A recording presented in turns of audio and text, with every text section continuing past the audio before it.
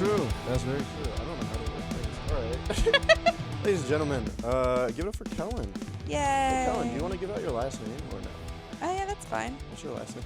Hyde. Kellen Hyde. I never knew that. Yeah. How are you doing today, Kellen? I'm top of the world. How are you, Steve? I am just dapper. Just absolutely dapper. Yeah. This is fun.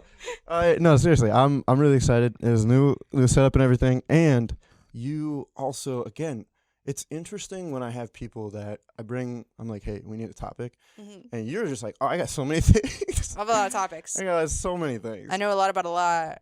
Yeah. And some people are like, they're just like, I don't know, like I could do this, or it's just like you were like, there's so many things. I had a laundry list. A laundry list. Laundry list of so things. Today, I am a little salty. You were supposed to bring eyeliner for me, but it's fine. Let it be known that I said you should wear eyeliner, and he said if you bring it. Putting all of the pressure on me. I don't have. All right. I should have bought some. You're right. I should have bought some to prepare for sure. I was thinking about instead of the Bone Zone, right? Yeah. Doing the Clone Zone, and I just dress up like the guest. That would have been fun. That would be fun. So we'll see which one. I'm still undecided. What if every episode is just a different rhyme? Yeah. Oh. That'd be good. You'd run out of rhymes. True, but then I do the Clone Zone again, but like Star Wars, the Clone Wars, and I Okay. dress up as like, I don't know. Okay. I don't know. Or maybe it's a seasonal thing. Yeah. That's what somebody was kind of getting on me about, was like with the Bone Zone. I was like, that's like a fall thing. Like, it'll work in fall, but like after that. You could be a skeleton in the summer. All skeletons are skeletons literally year round. Damn, that's a good point. That's a really good point. Kellen, nobody knows what we're talking about, so we should just get into I think they can tell. The Bone Zone, right? They know that the bones are their money, and so are the worms. Anyways. So true. Okay, so today we are talking about emo culture. Yeah. Yeah? Oh, yeah. And you know so much about it? I'm knee deep in it. You're neck deep in it. That's a punk band? It's a pop punk band, yeah. It's not an emo band. Is it emo? I would say that if you are into emo, then you would also listen to Neck Deep, but they're pop punk. But there's a lot of overlap. It's not like most bands aren't just one genre. They're like a lot of pop punk bands are also emo. Sure. So emo, where did I have that emo started with post-hardcore and hardcore punk in the 1980s. Mm-hmm. Okay. And then from there, what I thought was cool about that period too was it was like a shift from, it was like part of like music culture is obviously based on like regular culture, right? So it's like people in that era were like they were shifting from anger to action in DC, apparently originated in DC. Like, so they were going from extroverted rage, you know what I mean? Like in the 70s, like 60s, a big riot period, 70s and things like that, to just internal turmoil and getting just from individualized mass to a mass of individuals. I read that. That was a fun one. Yeah, so it's kind of cool. It kind of makes sense too, right? Yeah. Yeah. Just a bunch of sad. So sad. So sad. That's when like The Cure was big too, right? Yeah. And they were big in like being sad boys. Oh yeah. I don't like I never listened to The Cure, but every time I think about The Cure, I think about this line from Nick and Nora's Infinite Playlist, where she's like, "The Cure, what are they the curing?" That doesn't really matter here. It's just in my head every time I think about The Cure. No, it's a good one. I don't know what they're curing either. True. What are they the cure for? Because it's not COVID-19 anyways. So true. Actually, it kind of was. They helped me get through it. I don't know about you. Oh, okay. That was the first time I listened to like a full album by The Cure, and it kind of helped a little bit. It spoke to you. It did. Cleared up your everything. Ailments, yeah. No, I don't think that emo music really like cures anything. You know what I mean? I think it's more of a, and this was like one of the things that I was reading about the subculture was like how people would listen to it to like this. It was so the band that was singing, like the artist, had gone through a depression or something like that, something emotional, and then that the people listened to it because they went through it as well. Mm-hmm. But when they phrased it like that, it's like in their past. And I'm like, I think it's when they're currently going through it. You know what I mean? They're relating to it. Yeah. So it's really interesting. Yeah. It's a lot of relating. A lot of it's like cathartic to play and to hear. Sad. But yeah, it's not a cure, but it's like a lot of the people in emo music deal with mental health issues, so nothing would really cure it anyway. It's really just a way to deal. True. Coping mechanism. Yeah. Yeah, I just had Marty on to talk about anxiety. Oh, yeah. And I like asked him, I was like, you ever think you could ever like get rid of your anxiety? He's like, oh, no, absolutely not. Mm-mm. It's more of just like finding ways to cope with it and like, you know. Yeah, his way's 7 Miller Lights. Yo. Okay. But so when did you start to? So I mean, obviously, I don't know if it happened. Oh, wait, you were early in it, right? Oh yeah. So early adapter. So when did you start to get into it? I started listening in like elementary school. Like Simple Plan was one of my first like favorites. I watched Jackass from a super young age. Yeah. So it's like exposure to punk music through Jackass and like more heavy stuff. Like, I don't know, just kind of branching out from there and like Viva La Bam, stuff like that. So those were on MTV. So I was watching MTV to see those things and like different emo bands start popping up on MTV as well. Yeah. So it's just like a natural progression for me to get super into super sad. And like my sister, she's 6 years older than me and goth. Okay, So she was already like, into it.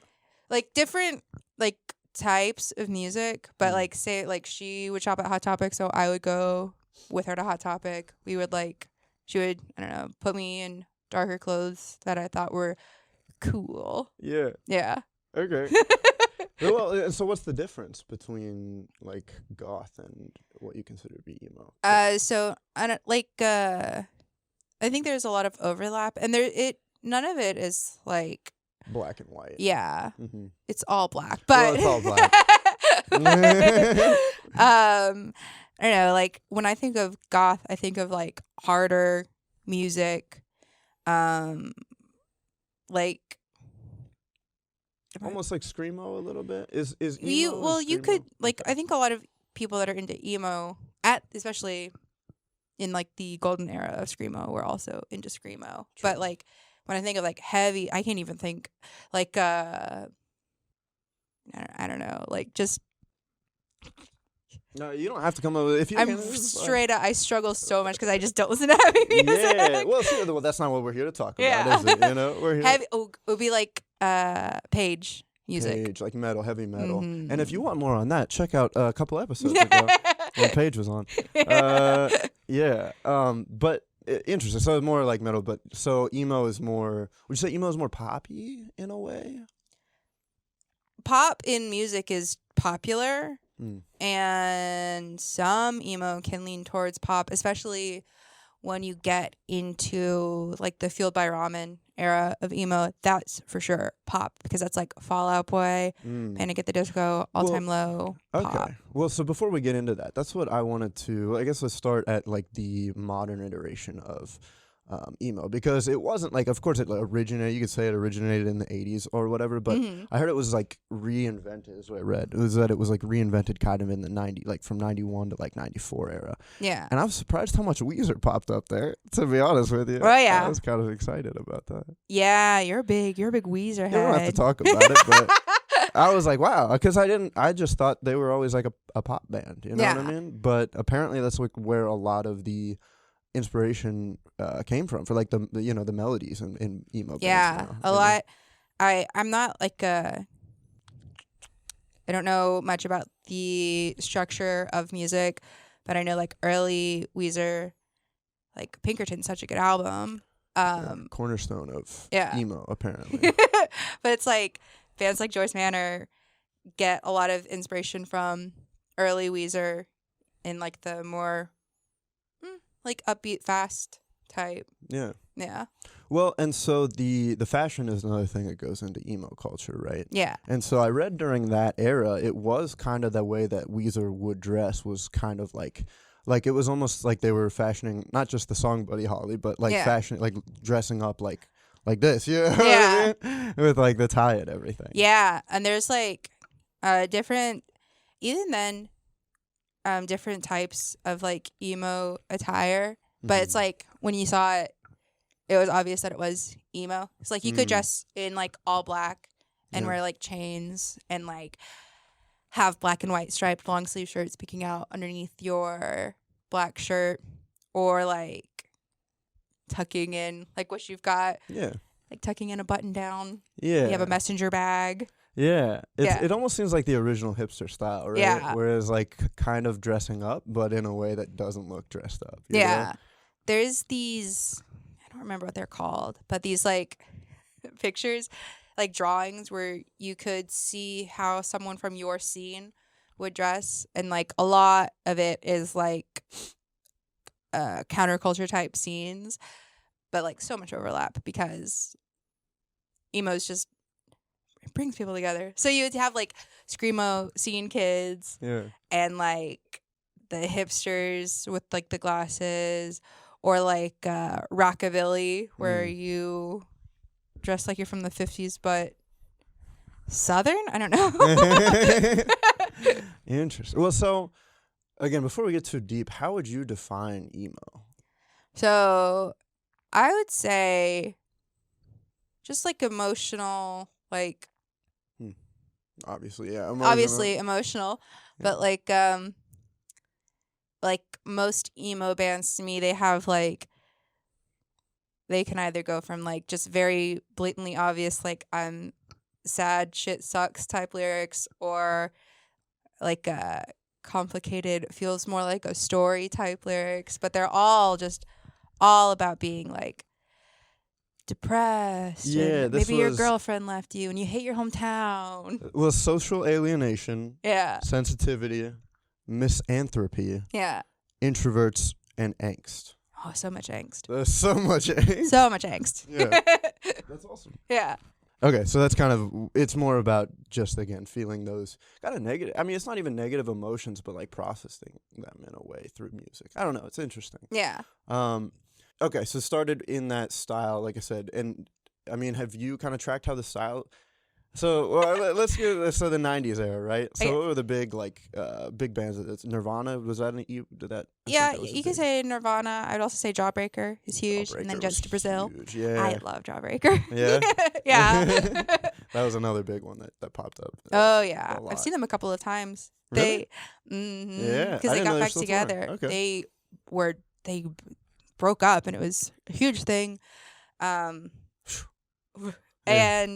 like, and how old were you again? So I don't even think I was born for most of Jawbreaker. Right. But when you were, so did you start with the early stuff, or did you? No, I started with like Fall Out Boy and like Panic.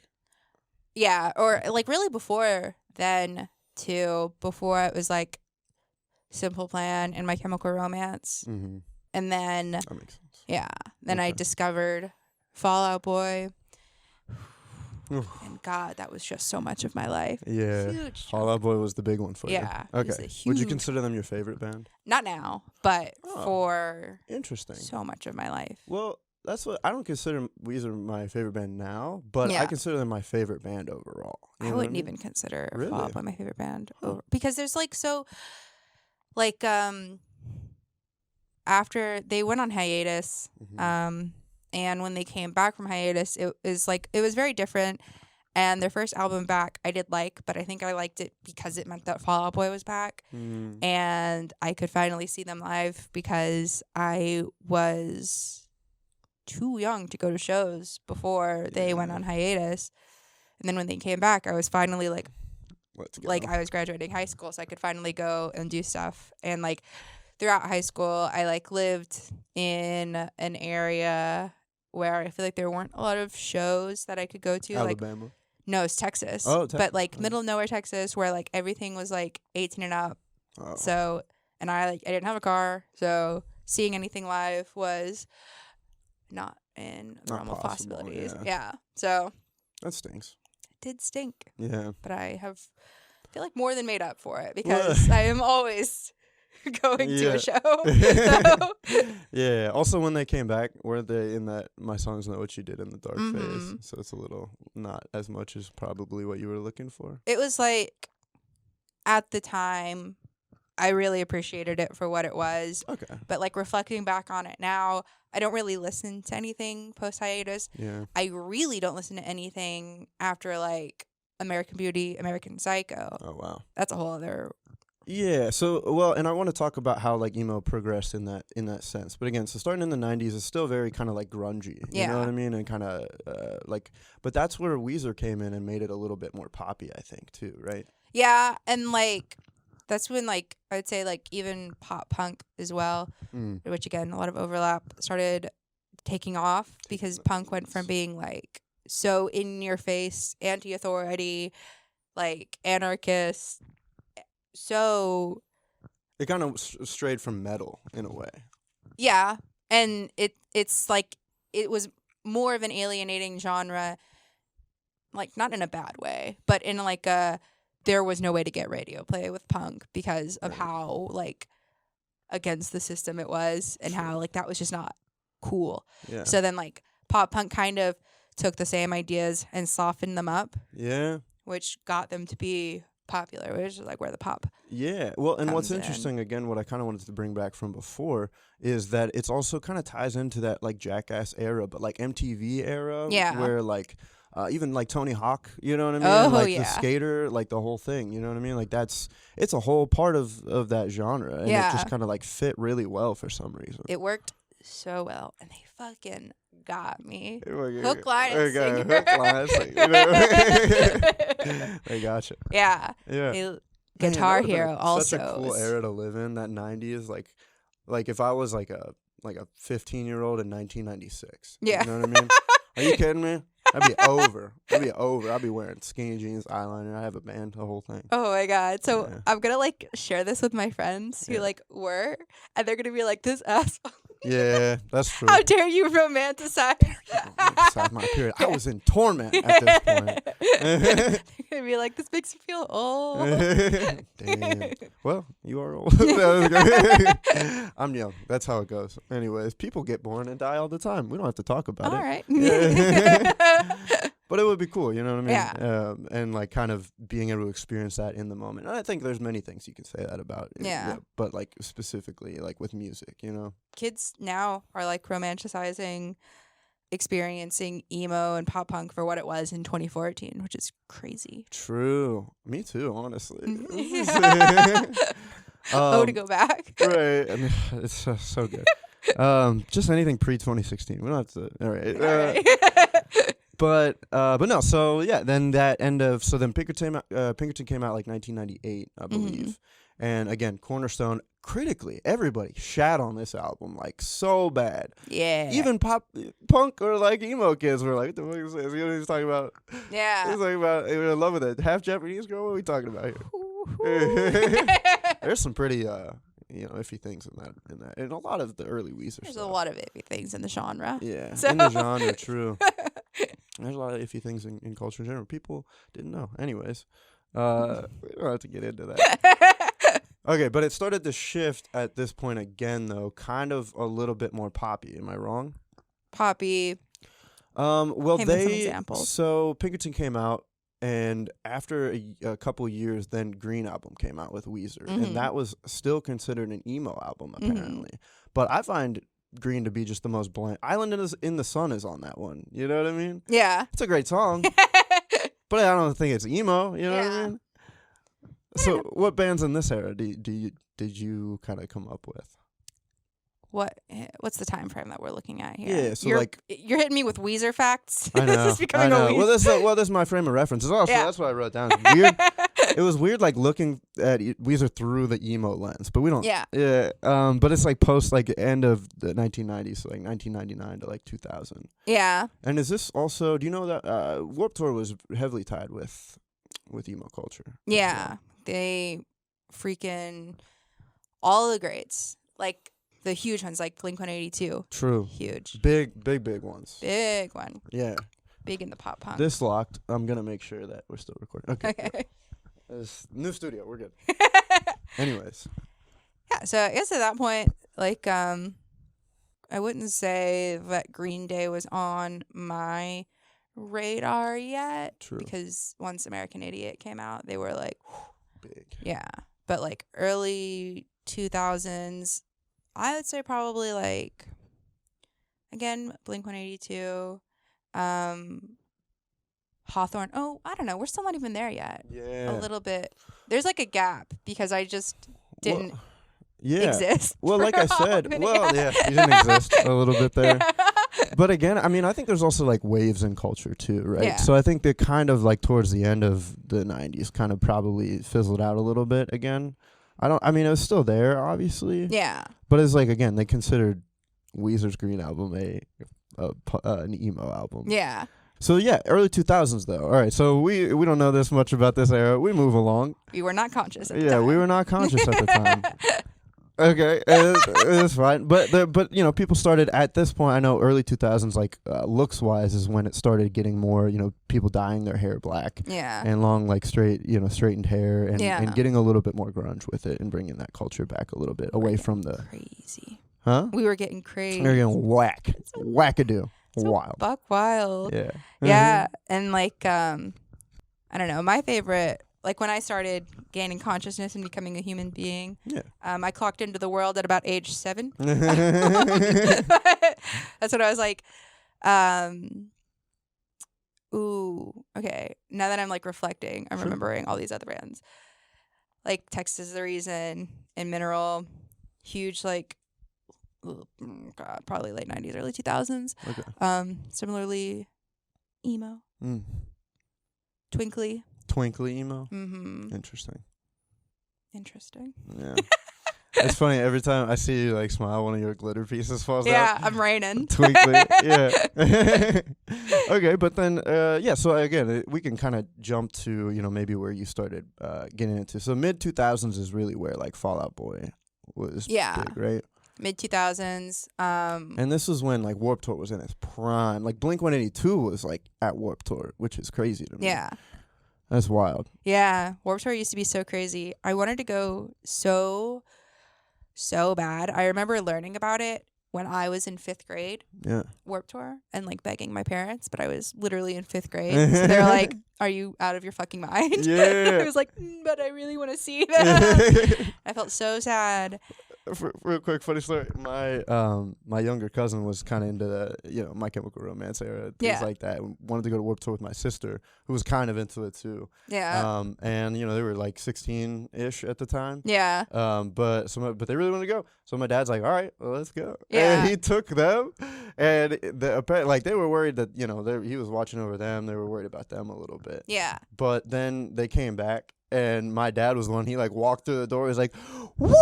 Yeah. He's like, "Fuck yeah!" He's like, "Fucking let's go." Let's go. Yeah. It's hilarious. It's funny. One Warped Tour is all it takes to get hooked on the culture. So true. You know. Yeah, and so like also the crowd culture at this point was very well established, right? So like mosh pits and what's the other one? Crowd surfing. Those are huge, right? Yeah. Those are really big. Crowd surfing was big. Yeah. Crowd surfing is still big. I've never done it though. You've never crowd surfed? I really don't like people touching me like that. But it's like kind of beautiful, you know what I mean? You're just floating on top of hands. Really, I'll be like in the pit because I feel like that feels like a very different type of touch where none of it is direct. But crowd surfing is such a direct point of contact that I'm like, I can't do that. So yeah. Okay, that makes sense. But I think that is like that. Those two things are what kind of makes the community pretty close too, because you have to trust people to be able to get in a mosh pit with them. You know what I mean, and get into a you know, go crowd surfing on them. Trust that they will not drop your ass. I love emo so much, but I saw Joyce Manor again a couple of weeks ago, and they are one of my favorites. And I've seen them twice this year now, and it's so crazy to see younger people. I don't know, like Joyce Manor got in trouble like years ago because they're like, "Hey, if you're a fat guy, maybe don't stage dive onto our 17-year-old lady fans," and they got like such backlash. But it is like making a point. Yeah, it's just probably not articulated well, I guess. But articulate. They got, but yeah, But now it's like the last few times I've seen them, it's like all these different people are up. And it's fine. I mean, like, no, I've never seen anyone drop someone because of their size, but more just because of the way that they went about getting up. Yeah. So. Yeah. But it was funny to see. I was like, whew. 8 years ago, you would have not been even trying this shit. No, not at all. Yeah, you need to, pump the brakes, buddy. Yeah. No, it's funny. My friend at that at the Prince Daddy show, my friend went for the first time, and it was funny because like he just like he'd never done it before, so he like got up on the stage, and he like hesitated. Everybody was just kind of going up and jumping, and he like hesitated, and they were like, come on! And it was just like, everybody jumped in. The church is such a good venue for it too, because there's First Unitarian Church. There's like the emos know about the church. They know about Trust the me. Yeah. But it's like, I don't know if you've been to other like kind of similar genre shows, but usually there's like some sort of barrier in between you and the band. Or, like, the stage will be up pretty high, so it's kind of hard to get on top of it. Yeah. Like, there's a venue in Birmingham called Saturn where I've never seen, like, a barricade in the traditional sense. You just, like, you're getting your hip bones crushed into the stage. Oof. But it's, like, kind of higher up, so harder to get onto. Obviously, people still can, so they'll still stage dive. Yeah. But the church is like, you take one step up and you're flying. You're in there. You're ready to go. Yeah, no, it's great for that. I only went that one time, and I definitely am going back for sure. Yeah. Whenever, hit me up with those. But there's Insignificant Other, who you saw at Prince Daddy, is going to be at the church in October with Origami Angel and Pool Kids. Hell yeah.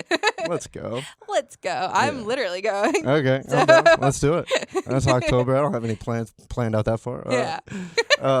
No, but yeah. So let's get into your personal experience with emo a little bit, right? Okay. So your first, 7, 8, when did it like really become apparent to you that you were like emo? You know what I mean? I think like really kind of right away, I was like, this is actually my shit. Yeah. So I remember like being, like I said, like I found out about Warped Tour in 5th grade and was like begging to go. And I remember designing my dream room when I was in 5th grade, where I was like, I'm going to have a giant Fall Out Boy rug over my floor and like just dedicate everything. The Fall Out Boy really took off. I found them and I was like, yeah. And they were, and that's what I'm saying is like, even so I'm, the Fall Out Boy I know is like very poppy, in my opinion. But they were like the one of the cornerstones of emo at that point, right? They were so, like, early Fall Out Boy was so crazy. And like so crazy. And I remember being like in 6th grade. I think that was when it really hit me that like the music I was listening to and what I dedicated so much of my life to already was so unpopular. They had not taken off in 6th grade in my community yet. It was just me, and like they may have been more popular with like older people, but I don't know. To me, I was like, oh, I'm different. Which was maybe not great for me to go through at that age, because I was like, I'm just so much better than other people because I don't listen to anything that's on the radio. But they were on the radio, so well, it's just the music you like, you know what I mean? And I think at that age it's easy to get confused with like, how come I like this but nobody else likes this? You know what I mean? Like, why it's very easy to be like, you can get your ego inflated because you're just that's like 12 is like also I feel like when a lot of it's almost like the pre-puberty, you know what I mean? Yeah. It's like a lot of those like you're that's when a lot of like kids don't stop hanging out with their parents, you know what I mean? Or you go out and you get invited to like sleepovers and you like, or I was not getting invited to sleepovers. Yeah. Or you realize, that you're unlike other people, or your home life is unlike other people, things like that. Because it's like a point where I think it becomes very like high school, which is weird, like that early on. But it's true, people get very cliquey that early, and well, I did find other emos. Yeah, did you associate yourself with a lot of emos at that point? Yep. Okay. In 6th grade, it was more you had to take what you could get. So it was me and a lot of anime kids, but I didn't really watch anime.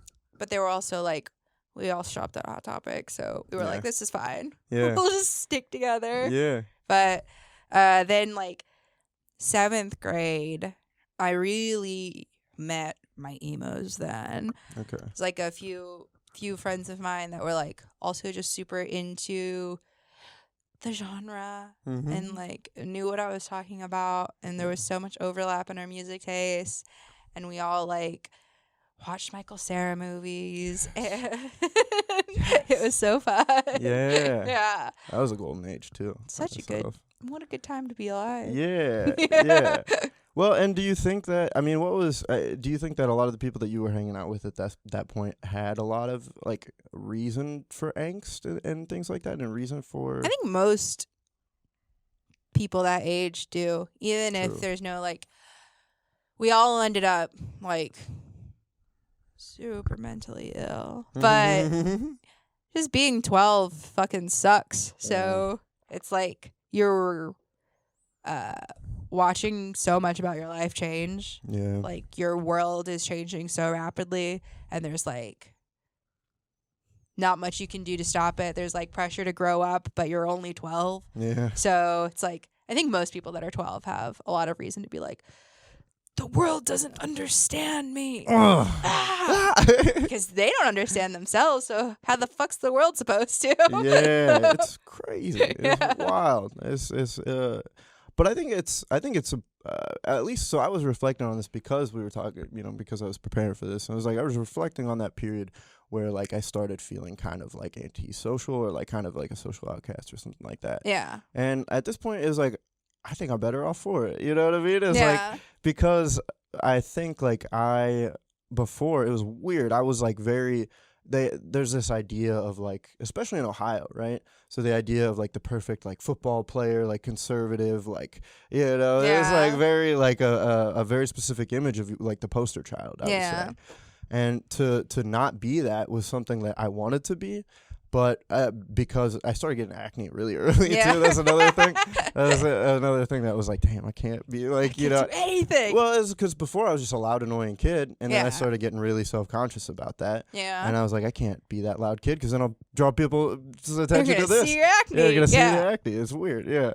So it was like, at that point, I had to cope with being in my head, though. You know what I mean? And kind of like feeling those feelings alone. And I think, again, now is like, I would prefer to be in my head sometimes. Yeah. You know what I mean? Love to be in my head. Yeah. And like feel those emotions. You know what Yeah. I mean? Feeling that emotion and like vibing to a band that you know, really, Pinkerton was a big one for me. And it was like, that was like, all right, this guy, he gets it. Gets me, man. You know, yeah. Yeah. It's like, I don't know, like I was...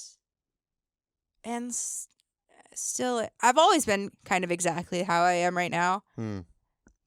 Hardly any deviation. I figured it out so quick. So I was like loud and obnoxious and strange and like said dumb shit all the time. And like social cues, they were lost on me. So it was like being such a weird little kid. And like, I don't want to, like, even if someone was like a bully when we were 12, we were literally 12. So I don't want to be like, oh, the popular kids, they just didn't get me, because they were just trying to do their best to fit in too. For sure. Sucked for everyone involved. Yeah. Didn't matter if you were like thin, blonde, and popular. There was still like a lot of pressure to be that way. But I was none of those things. So it was like, I don't know. But I never like felt pressure to be like popular. To try. Yeah. I just didn't click with me. I was never like, that's good. Yeah. It's like, I don't know. I liked what I liked and like didn't hate the popular kids for being popular either. It was like, if you're going to be cool, that's cool. So And that could also just be me literally not realizing that they hated me and made fun of me. It could very well be that. Well, but in my mind, I was like, No, that's good. Because like I said, I was very aware of like that. I was like hyper aware of like the social situations and overthinking a lot of the things, right? Yeah. So it was hard for me to come away from that and like put it into perspective and be able to say something like, oh, they were just doing their best. You know what I mean? Where it sounds like you were always kind of like, I don't care. It was like, I'm doing what I want to do. I'm vibing. Yeah. I'm straight chilling. Well, yeah. And I think another thing that's important to realize, what I've kind of been thinking a lot about recently too, is like in moments where you're feeling a lot, you're very emotional too. You know what I mean? It's like, personally for me, it kind of happened because of COVID, right? It's like things will hit different. You know what I mean? Like, and so like in, songs are never going to hit the same way again the way Pinkerton did when I was like 15 years old. You know what I mean? Or in COVID, there's like a slew of songs like COVID Summer that I go back to for nostalgic reasons now. You know what I mean? It's like when I'm happy, it's like cool, I could like vibe out to a song and everything, but when a song like connects with you emotionally, there's just nothing like it. You know? It really is nothing like that. So it's cool that you like vibed with that. Yeah. You know? They got me early on. They got you early on. So, like, even, I don't know, I'm like having trouble, I feel like, explaining in my head what's happening, because it was like, even though I was not cool. I very much was not cool. And like, I don't hold it against the cool kids now. I probably still for sure did at the time, even though I was like fine. I was fine with not being cool. I was fine with not being popular. And I for sure probably was bullied more than I realized, but I was just not paying attention. But it was like all of my inner turmoil hardly even felt like it was from like not being popular. Yeah. It was like internal. It was all just, I was in my fucking head and still am. Yeah. I was severely mentally ill when I was younger. I continue to be severely mentally ill as an adult. It's like a lot of anxieties and paranoias. And like even being like 6 years old, like nostalgic for my past and like wishing I could redo everything at fucking 6. Yeah. That's crazy. Yeah. Yeah, that is wild. Yeah. Well, and so it's like, and that's like inherent, obviously. Like you were 6, you know what I mean? It's like, for me again, it was like a puberty thing. But it's crazy that like that it was like that for you. So did you feel that music like helped you cope and the culture helped you cope? Yeah, it gave me a sense of belonging where I didn't find it in the real world. And also I was so on MySpace. So yeah, it made you feel comfortable. Were you still like? Did it make you feel like more when you say comfortable, like extroverted in a way, or how do you mean? Yeah, I'll get in my head, but I wouldn't consider myself very introverted still. Okay. I do a lot of yelling. Love to talk to people. Yelling Kellen. Yelling Kellen. Love when people get what I'm saying too. I think for a little bit of time I was a little bit of a gatekeeper. But now I'm like, everyone's gonna know exactly what I'm talking about, and I'll just pretend like you like it. It doesn't matter to me if you don't. So, but being in 6th grade, being emo, I started going on to myspace.com and finding even more bands that way. So many bands on MySpace. Yeah. And like, you got communities. Also, maybe niche, but I was also really big on Neopets. And is that emo? In Neopets or emo? Well, there were a lot of emos on Neopets because you could do like fan clubs, and you would have like just clubs that you could create or join. And I remember creating one that was about William Beckett, who is the frontman for The Academy Is, because I was so in love with him. And I'm seeing them in a couple weeks, which is crazy. But I made a fan club for it. There were like boards where you could post on, and you could post about being emo, and like you could decorate. So you had your Neopets, but then your Neopets could also have pets, and those were called pets. And your pets could have pages just for them, where unlike the regular Neopets account, you were like pretty limited in what you could do with your pets. It was all like HTML, like you could make it totally different. So mine was so emo. like so many like emo buttons, little graphics to put all over it. So Neopets is also quite formative in my emo in your emo life. Yeah. Wow, that's crazy. And you stylized them all emo and everything like that. Yeah, you like it was so much fun to do. Making my signature different so sad lyrics and like posting, we would be like, we're so sad. Do you guys also like emo? And like befriending people over that. And then bringing that over to MySpace once I was old enough to be, well, not old enough. I was probably still too young to legally be on MySpace, but I was still on MySpace. I remember I grew up on a military base. Yeah. Because my dad is in the military. Right. And I remember internet safety was not a thing, but I remember this one person who had like I had befriended in like on fan boards on Neopets who like knew that I was emo, knew that I was super into Fall Out Boy. She was like, well, I say she, that was for sure like a 40-year-old man, but messaged me like, oh, my dad's the manager for Fall Out Boy and he could send them over to your house and you could meet them. So what's your address? And I was like, you kidding me? So I sent her my address. No. I did. But I lived on a military base. Okay. Which like you could see immediately. Like when you Google the address, it's like very obvious that I lived on a military. I never heard back. Wow. Good thing too. Yeah, good thing. You almost died, Kellen. That's crazy. Just scamming people back then.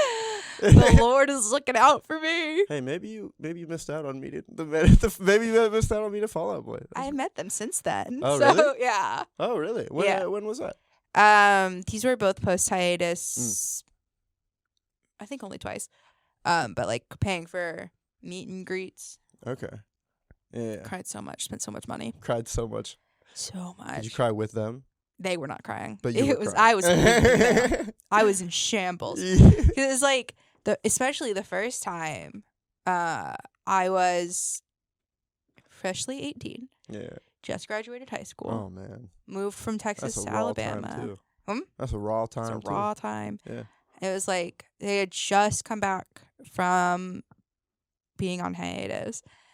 And they had been my favorite band for so long. Like, I listened to them so long before they were on hiatus. So it was like this huge gap of time where I was just counting the days, just waiting for them to come back. Like, every single time that any one of them was, like, on TV for anything, if they were getting interviewed live for anything, I was watching it and I was like, they're going to announce it.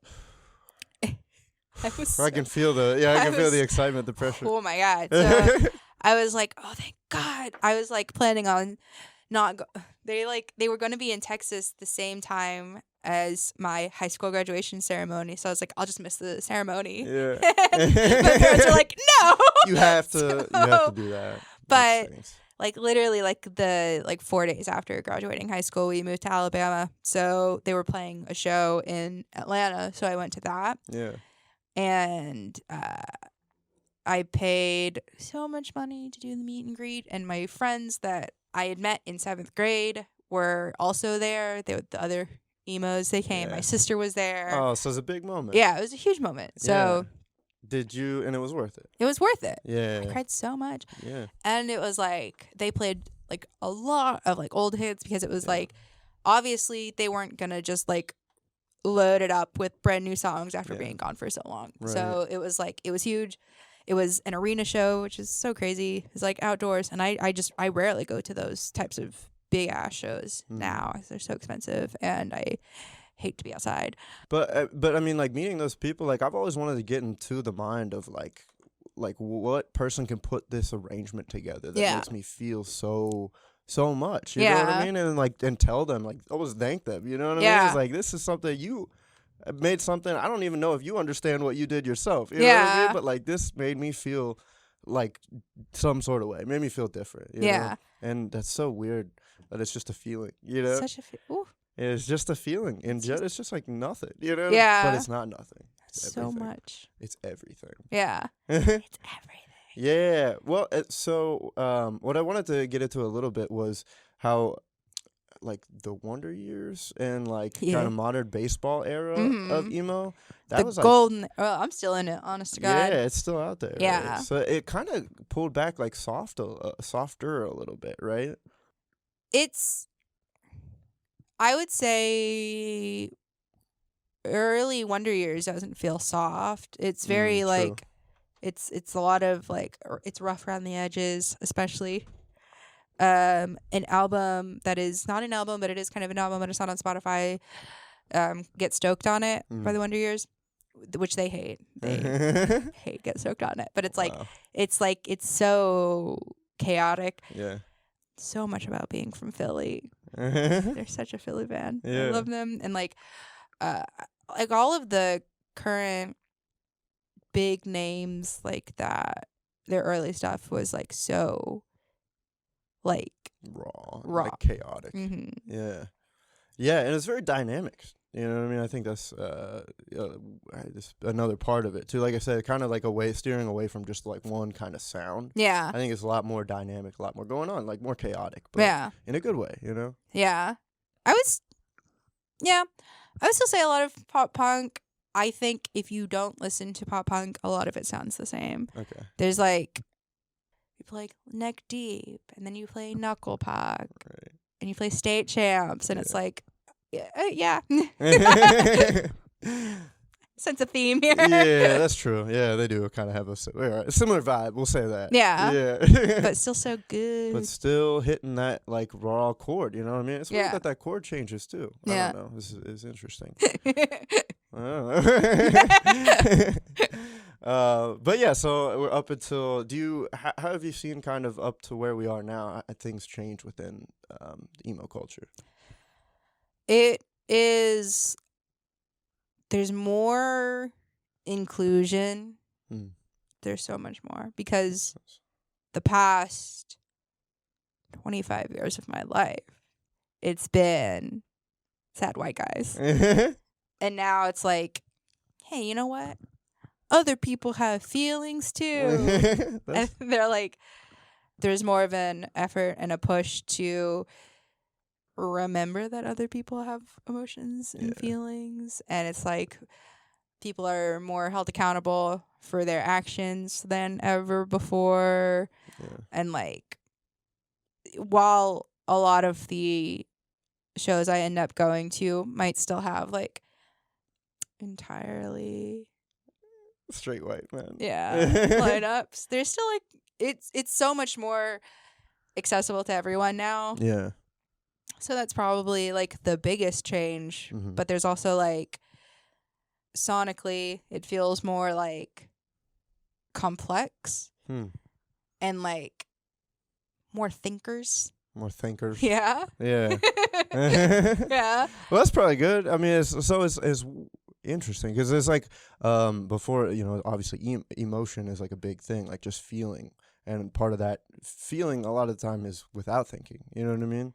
I think honestly, it feels more like it's looped back because it's like early emo. It's like you read along with the lyrics and you're like, Jesus Christ. And then like there's like a period of time where a lot of it was just like, my ex sucks, get me out of this town. Yeah, I hate myself. Yeah, but now it's like, whoa.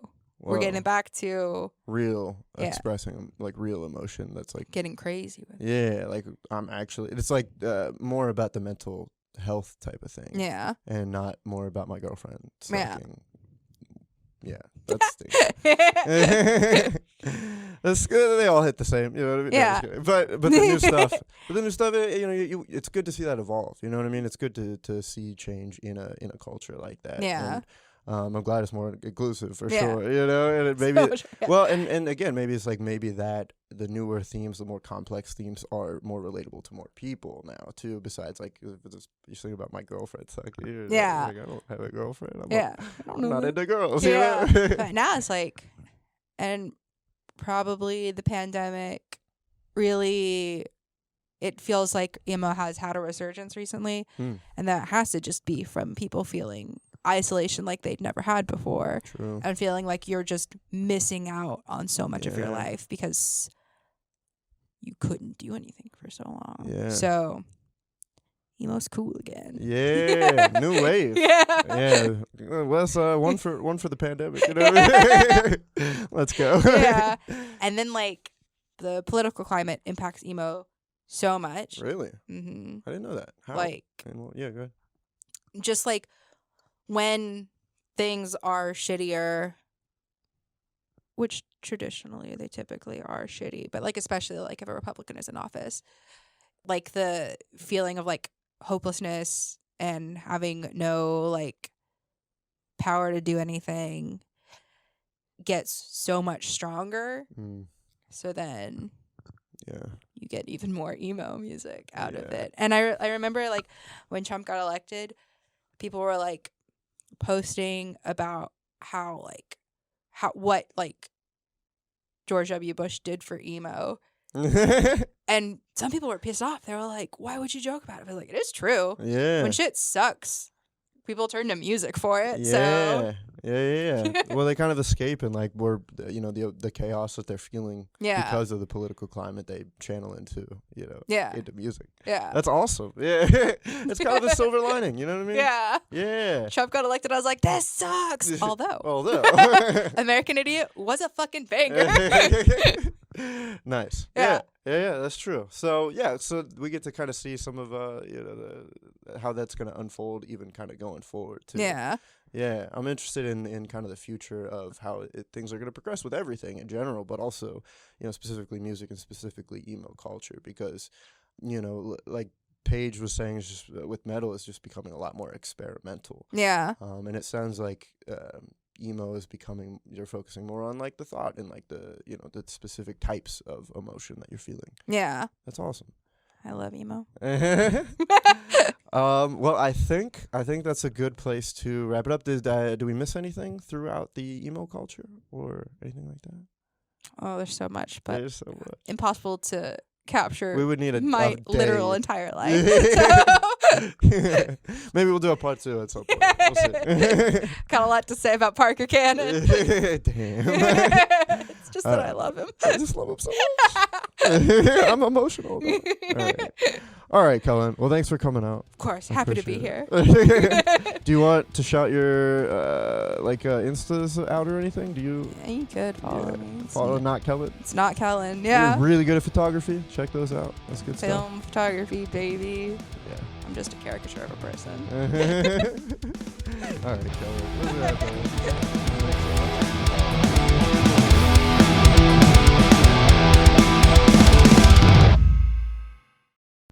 Kellen, you gotta talk a little louder. I don't know. I'm talking so loud and it's moving. Yeah, maybe not that much. Maybe that's a little much. I think it's fine though. I think we're good, probably.